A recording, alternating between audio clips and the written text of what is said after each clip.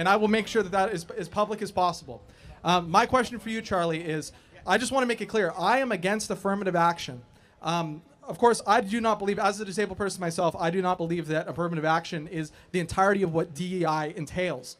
That being said, I would be fine with DEI gotten rid of if it meant like a true meritocracy in the United States.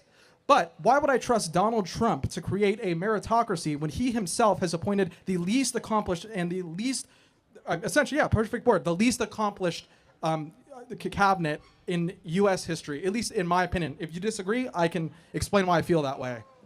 Well, first of all, one thing doesn't have to do with the other, but I'm going to reject the premise that it's the least qualified cabinet ever, so we could talk about that.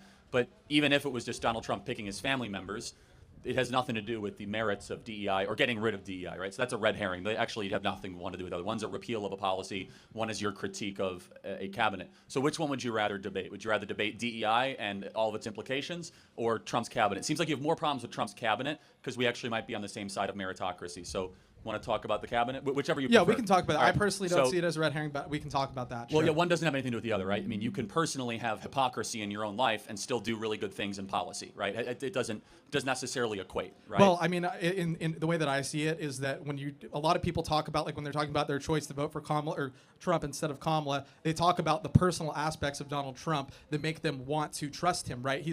A lot of people trust him. You can see the way that people look.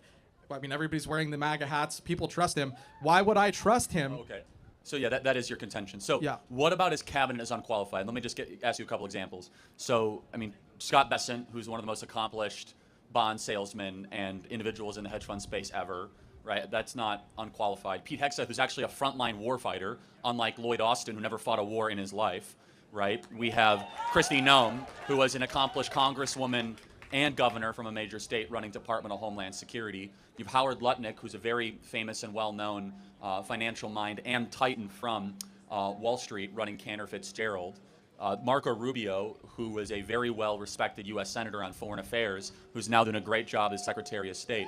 So build out your argument why you think this cabinet is unqualified. Seems to me very, very qualified, actually, across the board. Okay, so the first thing I'm going to start with, I mean, this is the most obvious one.